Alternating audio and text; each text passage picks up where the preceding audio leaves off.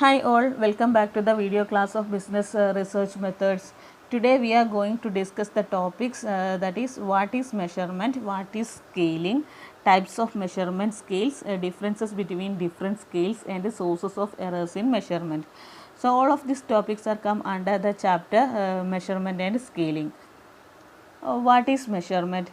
Measurement is the process of observing and recording the observations that are collected as a part of research. The recording of the observations may be in terms of numbers or symbols. Thus, we assign numbers to the characteristics of the objects being observed. For example, one may wish to assign the number 1 for the response yes and 2 for the response no.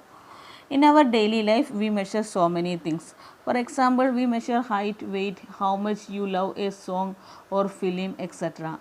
We can measure all these things.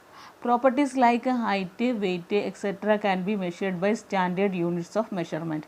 But properties like how much love the music or some movies, intelligence, self-confidence, motivation, honesty, customers' perception, brand loyalty cannot have a standard measure. So we can say that we cannot measure everything in same scale. So look this example. We can record a person's marital status as 1, 2, 3 or 4 depending on whether the person is single, married, widowed or divorced. We cannot make comparison between these numbers but can be count each number. So once again, measurement is a systematic way of assigning numbers or names to objects and their attributes. It is done according to certain pre-specified rules. Measurement is a process of mapping aspects of a domain onto other aspects of a range according to some rule or correspondence. So these are all about measurement. Now what is scaling? Scaling is an extension of measurement. Scaling involves creating a continuum on which measurements on objects are located. The word scale or scaling is generally used for measuring something. It is in fact a device through which we measure various things. There are generally accepted scales for the measurement of physical phenomena. For example, we use barometer to measure air pressure to show when weather will change. We use the thermometer to measure heat. Similarly, taps, meters and other yardsticks are used to measure different aspects. Now we can discuss different types of measurement scales. There are 4 different methods of measuring a variable. They are popularly known as nominal scales, ordinal scales, interval scales and ratio scale. Now let us discuss each of them in detail. First one is nominal scale. A nominal scale of measurement is used merely for categorizing objects into different groups. For example, for the variable gender, only 2 categories are possible, namely male and female. A code of 1 can be assigned to male and a code of 2 can be assigned to female or vice versa. Thus, we can categorize objects into groups. That's all. That is come under nominal scale. Just because male are given a code of 1, it does not mean that they are superior to female who are given a code of 2. So we cannot order the objects from low to high or vice versa on the nominal scale. Once again, nominal scale is the most elementary form of measurement. It is simply a system of assigning number, symbols to elements in order to label them. For example, a population may be classified as male and female. Male can be assigned numbers as 1 and female as 2. Members of a labeled set can only be counted. So in this case, mode is the only measure of central tendency that can be applied. Chi-square test is the most common test of statistical significance in this case. Now the second one is ordinal scale. It is also known as ranking scale. This is an improved method over nominal scale because ordinal scale involves the ranking of items along the continuation of the characteristics being scaled. In other words, it can arrange the objects in a hierarchical order, say from the lowest to the highest or from younger to older and so on. This is not possible in nominal scale. That is why we can say that it is an improved version of nominal scale. The distances between attributes do not have any meaning. Um, for example, ranking of students according to score obtained by them. Once again, ordinal scale places elements in order. It ranks objects or elements from one largest to smallest or first to last. Ordinal scale represent which is greater and which is lesser. Appropriate measure of central tendency is median in this case. Percentile is used for measuring dispersion. Now the next one is interval scale.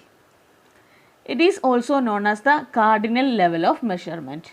Interval scale add information about the distances between rank. To employ an interval scale, we must use some kind of standard units. For example, we differentiate between temperature by using the standard units of degree Celsius. We cannot multiply or divide interval scales data.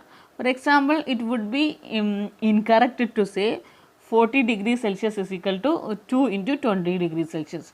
So, in this scale, we cannot multiply or divide interval scale data. Interval scales have no true or absolute zero. A temperature of 0 degrees Celsius does not mean an absence of heat. It is just a point at which water freezes. Once again, interval scale assumes that the measurements are made in equal units. That is, gaps between whole numbers on the scales are equal. Examples for interval scales are Fahrenheit and Celsius temperature scales. As I already told you that an interval scale does not have a true zero. Example, a temperature of 0 does not mean that there is no temperature, it is just an arbitrary 0 point. Permissible statistics in this case are count or frequencies, mode, median, mean, standard deviation. Now the last one is ratio scale. Ratio scale is the highest level of measurement scale. In ratio scale, there is always a meaningful absolute zero. This allows one to construct a meaningful ratio. Examples of ratio scale includes weight, length, time, height, distance, etc. Ratio scale permit to compare both differences in scores and the relative magnitude of scores. For example, the differences between 10 and 15 minutes is the same as the differences between 25 and 30 minutes, and 30 minutes is the twice as long as 15 minutes. Once again, ratio scale represent the actual amount of variable. Examples of ratio scale includes measures of physical dimensions such as height, weight, distance, etc. Similar to interval scale, except that the ratio scale has a true zero value. So, in the case of interval scale, there is no true zero value, but in the case of ratio scale, there has a true zero value. For example, the 0 point on a centimeter scale indicates the complete absence of length or height. In ratio scale, it allows to compare differences between numbers. It also permits full arithmetic operation. So, these are all about ratio scale. Once again, examples of ratio scales includes height, weight, age, length, time, income, market share, etc. Now, we can discuss the differences between different scales. As I already told you that there are mainly 4 types of measurement scale, that is nominal, ordinal, interval and ratio scale. Each one is different from each other. So, the first case is nominal scale. In nominal scale, named variables are there, but no order for variable are exist in this case.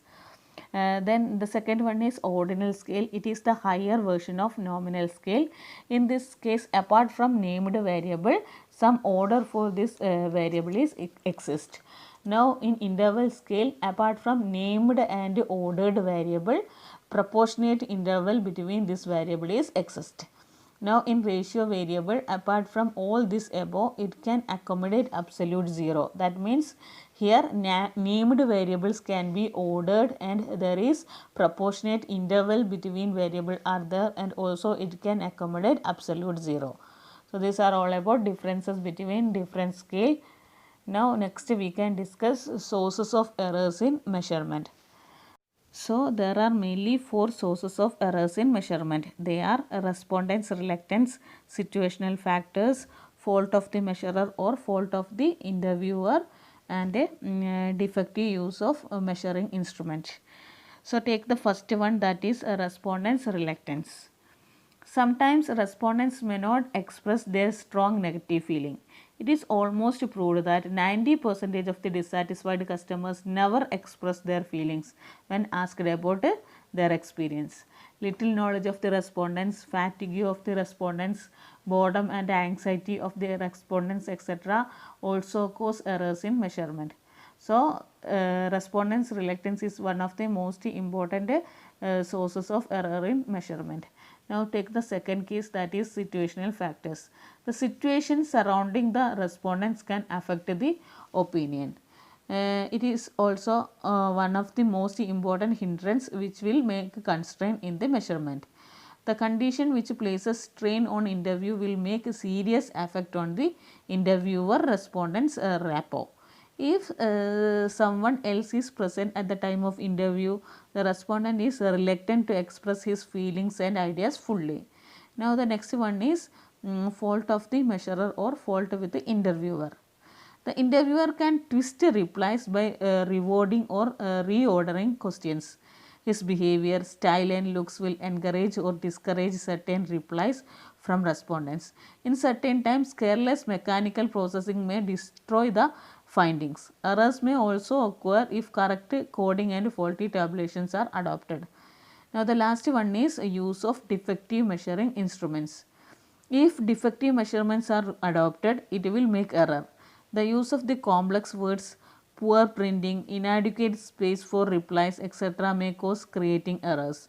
Likewise, if poor sampling is done, it will also create mistakes. So these are all about sources of errors in measurement. Once again, there are mainly four possibility of errors in measurement. They are respondents' reluctance, situational factors, fault with the interviewer, and defective measurement.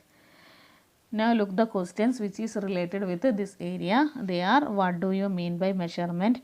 What is scaling? Explain the types of measurement scales. State the differences between different scales and explain the sources of errors in measurement. So students, these are all about today's class. Now let me sum up today's session. In this class we discuss what is measurement, what is scaling, different types of measurement scales, main differences between different scales, and sources of errors in measurement. I think all you got an idea about all these things. Now we can wind up today's session. We can meet in our next class. Till then, bye. Take care.